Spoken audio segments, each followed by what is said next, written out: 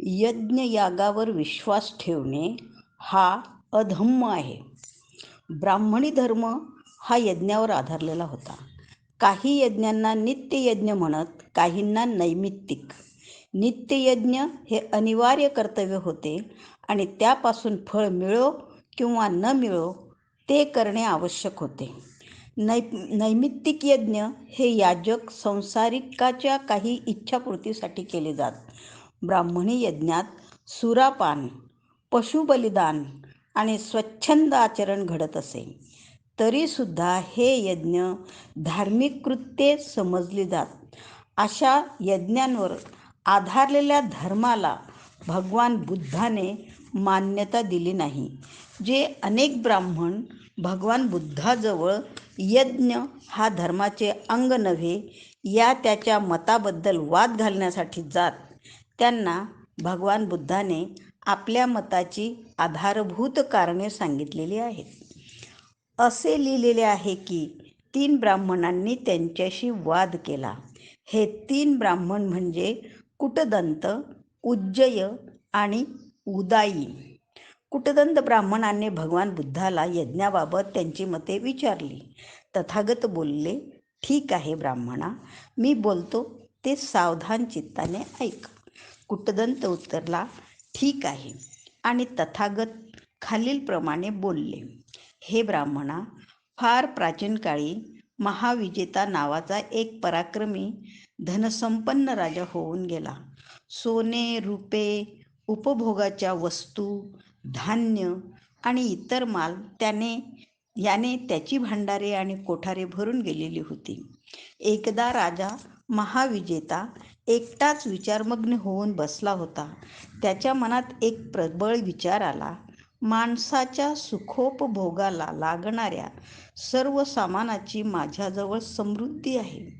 मी पृथ्वीचा चक्रवर्ती राजा आहे. जर मी महायज्ञ करून माझे दीर्घकाळ कल्याण निश्चित केले तर ठीक होईल. तेव्हा त्या राजाचा पुरोहित ब्राह्मण राजाला म्हणाला, राजन, या समयी आपली प्रजा अगदी हैराण आहे. लुटली जात आहे. डाकू नगरातून लुटमार करीत फिरत आहेत आणि त्यामुळे सर्व रस्ते असुरक्षित आहेत. जोपर्यंत अशी अवस्था आहे तोपर्यंत महाराजांनी प्रजेवर यज्ञासाठी कर लागू केला तर ती खरोखर वाईट गोष्ट होईल. परंतु महाराजांनी जर असा विचार केला की मी तात्काळ या दुष्ट लोकांच्या सर्व कारवाया थांबीन, त्यांना पकडून हद्दपार करीन, त्यांना दंड करीन, त्यांना शिक्षा करीन, त्यांना देहांत शासन करील, तर या रीतीने या लोकांचा स्वेच्छाचार समाधानकारक रीतीने थांबवता येणार नाही. जे शिक्षा केल्याविना मागे राहतील ते प्रजेला हैराण केल्याशिवाय सोडणार नाहीत. ही दुरावस्था थांबविण्याचा एक मार्ग आहे, तो असा, आपल्या राज्यात जो कोणी गुरेढोरे पाळतो, शेती करतो, त्यांना महाराज आपण भोजन द्यावे. शेती पेरण्याला बी बियाणे द्यावे. आपल्या राज्यात जे कोणी व्यापार करणारे लोक आहेत त्यांना महाराजांनी व्यापार करण्यासाठी भांडवल द्यावे. जे कोणी आपल्या राज्यात सरकारी कर्मचारी आहेत त्यांना महाराजांनी भोजन आणि वेतन द्यावे. मग हे सर्व लोक आपापली कामे करीत राहतील आणि देशात उत्पात होणार नाही. राज्याचा अधिकार होऊ लागेल. देश सुखाने शांती अनुभवू लागेल आणि जनता एकमेकांवर संतुष्ट राहून आपली मुले कडे खांद्यावर घेऊन नाचेल आणि आपल्या घराची दारे उघडी ठेवून निर्धास्त वावरेल. तेव्हा राजा महाविजेता याने आपल्या पुरोहिताचा सल्ला मानून त्याप्रमाणे केले. लोक आपापल्या कामात मग्न झाले आणि देशात उत्पात करण्याचे त्यांनी सोडून दिले. राजांचा कारभार वाढत राहिला. देश सुख शांती अनुभवू लागला. आणि जनता एकमेकावर संतुष्ट होऊन सुखी झाली. आपली मुले कडे खांद्यावर घेऊन नाचू लागली आणि दरवाजे उघडे ठेवून वावरू लागले. जेव्हा सर्व उत्पात शांत झाला तेव्हा राजा महाविजेत्याने आपल्या पुरोहिताला बोलावले आणि म्हटले, सर्व उत्पात शांत झाला आहे, देश खुशालीत आहे. मला आता महायज्ञ करावयाचा आहे, तेव्हा माझे दीर्घकालीन कल्याण साधेल. असा महायज्ञ कसा करावा हे आपण मला सांगावे. पुरोहिताने राजाला उत्तर दिले, राजा, आपल्या राज्यात जे जे मांडलिक क्षत्रिय असतील त्याप्रमाणेच राज्यात जे जे मंत्री, अधिकारी आणि प्रतिष्ठित ब्राह्मण असतील त्याप्रमाणेच जे जे संपन्न गृहस्थ असतील त्या सर्वांना आमंत्रणे पाठवून कळवावे की मी एक महायज्ञ करू इच्छितो. तेव्हा माझे हित आणि कल्याण जो दीर्घकाळ राखू शकेल अशा या महायज्ञास अनुमती द्यावी. हे ब्राह्मण कुटदंता, त्या राजाने आपल्या पुरोहिताचा सल्ला मानला आणि त्याने सांगितल्याप्रमाणे केले. क्षत्रिय, मंत्री, ब्राह्मण आणि गृहस्थ या सर्वांनी असे उत्तर पाठविले की महाराज, आपण यज्ञ करावा. यज्ञाला हीच वेळ योग्य आहे. राजा विजेता हा सुज्ञ आणि गुणसंपन्न होता. त्याचा पुरोहितही तितकाच सुज्ञ आणि गुणसंपन्न होता. ब्राह्मण हो, तो यज्ञ सुरू होण्यापूर्वी त्या पुरोहिताने त्या यज्ञासाठी काय करावे लागणार होते हे राजाला स्पष्ट करून सांगितले. तो पुरोहित बोलला, महाराज, यज्ञाचा प्रारंभ करण्यापूर्वी किंवा महायज्ञात आहुती देत असताना किंवा त्यानंतर जर महाराजांना अनुताप वाटू लागला की अरे रे, मी माझ्या संपत्तीचा केवढा मोठा भाग या यज्ञात खर्च केला, तर ते योग्य होणार नाही. महाराजांनी असला विचार मनात येऊ देता कामा नये. हे ब्राह्मण हो, त्या पुरोहिताने यज्ञाचा प्रारंभ होण्यापूर्वी यज्ञात भाग घेणाऱ्या लोकांच्या पुढे यज्ञानंतर मनस्ताप होऊ नये यासाठी राजाला उद्देशून म्हटले, महाराज, आपल्या या यज्ञात जीवहिंसक त्याप्रमाणेच अहिंसक, चोर त्याचप्रमाणे चोरी न करणारे, विषयोपभोगी, दुर्वर्तन करणारे, त्याचप्रमाणे त्यापासून परावृत्त असलेले असत्यवादी, त्याचप्रमाणे सत्यवादी, निंदक, त्याचप्रमाणे निंदेपासून परावृत्त असलेले, उद्धट, त्याचप्रमाणे उद्धटपणा न करणारे, व्यर्थ बडबडणारे, त्याचप्रमाणे व्यर्थ न बडबडणारे, द्वेष करणारे, त्याचप्रमाणे द्वेष न करणारे, लोभी, त्याचप्रमाणे निर्लोभी, दुष्ट दृष्टीचे, त्याचप्रमाणे सम्यक दृष्टीचे असे नाना प्रकारचे लोक येतील. त्यापैकी दुष्कृत्ये करणाऱ्या दुर्जनांना दूर आपल्याच कार्यात मग्न राहू द्या. परंतु जे सत्कृत्य करणारे असतील त्यांच्यासाठी सर्व विधी महाराजांनी करावेत. त्यांना संतुष्ट राखावे. त्यांच्याच संतोषाने महाराजांना शांती लाभणार आहे. आणि ब्राह्मणो, या यज्ञात बैलांचे बळी दिले गेले नाहीत. बकऱ्यांची, कोंबड्यांची, पुष्टडुकरांची किंबहुना कोणत्याही सजीव प्राण्याची हिंसा करण्यात आली नाही. यज्ञयुपासाठी झाडे तोडण्यात आली नाहीत. यज्ञभूमीवर पसरण्यासाठी दर्भाची कापणी झाली नाही. जे दास, दूत आणि कर्मचारी या यज्ञातील कार्यासाठी नेमले होते त्यांना काम करायला लावण्यासाठी काठी वापरली गेली नाही की भय दाखवले गेले नाही. आपले काम करताना त्यांच्या डोळ्यातून अश्रू ओघळले नाहीत. ज्याला काम करावेसे वाटले त्याने ते काम केले. ज्याला वाटले नाही त्याने काम केले नाही. ज्याला जे योग्य वाटले ते काम त्याने केले. ज्याला जे योग्य वाटले नाही ते काम केले गेले नाही. केवळ तूप, तेल, लोणी, दूध, मध आणि साखर यांच्याच आहुतीने तो यज्ञ तडीस गेला. जर तुम्हाला यज्ञ करावयाचा असेल तर त्या राजा विजेत्यासारखा यज्ञ करा, अन्यथा यज्ञ व्यर्थ आहेत. प्राण्यांचे बळी देणे ही निर्दयता आहे.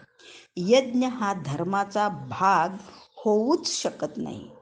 जो धर्म जीवहिंसेने तुम्हाला स्वर्गप्राप्ती मिळवून देईन म्हणतो तो धर्म हीन धर्म आहे.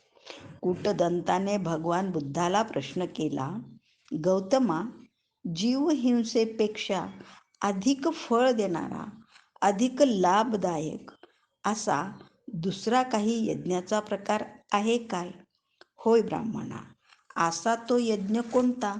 तो यज्ञ म्हणजे श्रद्धाशील अंतःकरणाने हिंसा, स्तोम, कामपूर्तीसाठी मिथ्याचार, असत्य भाषण आणि बेसावधपणाचे मूळ म्हणजे जे उत्तेजक मद्याचे पान यापासून परावृत्त होण्याची प्रतिज्ञा करणे हा तो यज्ञ आहे. उदार दान, निरंतर दान, गृहदान आणि उपदेश ग्रहण या सर्वाहूनही तो श्रेष्ठ प्रकारचा यज्ञ आहे. गौतमाने असे भाषण केल्यानंतर कूटदंत ब्राह्मण तथागतांना म्हणाला, श्रमण गौतमा, तुझे शब्द सर्वश्रेष्ठ आहेत. उज्जय नावाचा ब्राह्मण तथागतांना म्हणाला, गौतमा, यज्ञ स्तुत्य समजतात काय? नाही ब्राह्मणा, मी यज्ञाची स्तुती करीत नसतो. तरी सुद्धा कुठल्याच यज्ञाबद्दल चांगले म्हणत नाही असे नाही. ब्राह्मणा, ज्या ज्या यज्ञांमध्ये गोवध करतात, बकऱ्या आणि मेंढरांची कत्तल उडते, कोंबड्या आणि डुकरे कापली जातात आणि विविध प्रकारच्या सजीव प्राण्यांचा नाश होतो, म्हणजे ज्या ज्या यज्ञात हिंसा घडते ते ते यज्ञ माझ्या मते स्तुतीस पात्र नाहीत. असे का? ब्राह्मणा, कारण असल्या हिंसेपासून व हिंसक यज्ञापासून सज्जन अथवा सन्मार्गगामी लोक दूर राहतात. परंतु हे ब्राह्मणा, ज्या यज्ञात गोवध होत नाही आणि सजीव प्राण्यांची हिंसा घडत नाही असल्या अहिंसक यज्ञाची मी स्तुती करतो. असले यज्ञ म्हणजे उदाहरणार्थ प्राचीन काळापासून रूढ असलेले दानधर्म आणि कुटुंब परिवाराच्या हितासाठी केलेला त्याग. असे का? कारण हे ब्राह्मणा, सज्जन व सन्मार्गी लोक असल्या हिंसारहित यज्ञाच्या समीप जातात. उदायन ब्राह्मणानेही उज्जयाने विचारलेल्या प्रश्नांसारखेच प्रश्न तथागताला विचारले. तो म्हणाला, श्रमण गौतमा, तुम्ही यज्ञाची स्तुती करता काय? बुद्धाने उज्जयाला जसे उत्तर दिले तसेच त्यालाही दिले. भगवान बुद्ध म्हणाले, ऋतूत केलेले योग्य यज्ञ ज्यात निर्दयता नाही अशा यज्ञाच्या जवळ ज्यांचे डोळ्यावरील इहलोकीचे अज्ञानपटल नाहीसे झालेले आहेत असे सत्प्रवृत्त लोक जात असतात. ज्यांची जन्ममरणाची एजा आता संपली आहे तेही या यज्ञाजवळ जातात.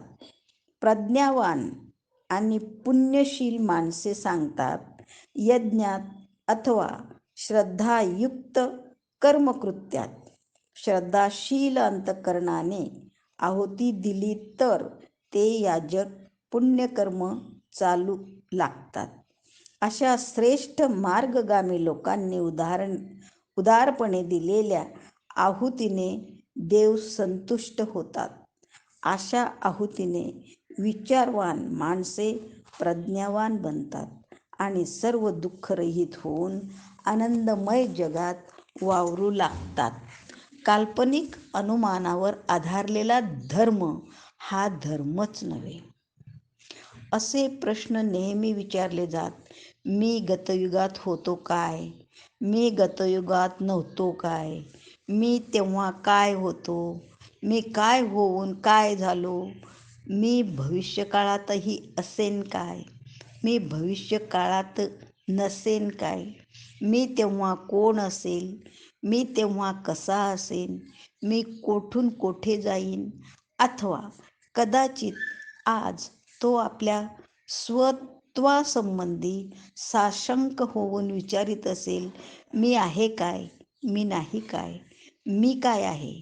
मी कसा आहे? माझे अस्तित्व कोठून आले? ते कोठे जाणार? विश्वासंबंधी विविध प्रश्न विचारले जात.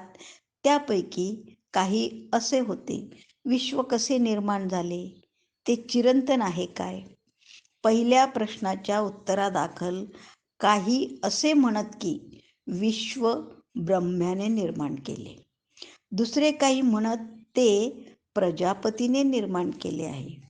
दुसऱ्या प्रश्नाचे उत्तर असे दिले जाई की विश्व चिरंतन आहे. काही म्हणत ते शांत आहे, तर काही म्हणत ते अनंत आहे. असल्या प्रश्नांना भगवान बुद्धाजवळ थारा नसे.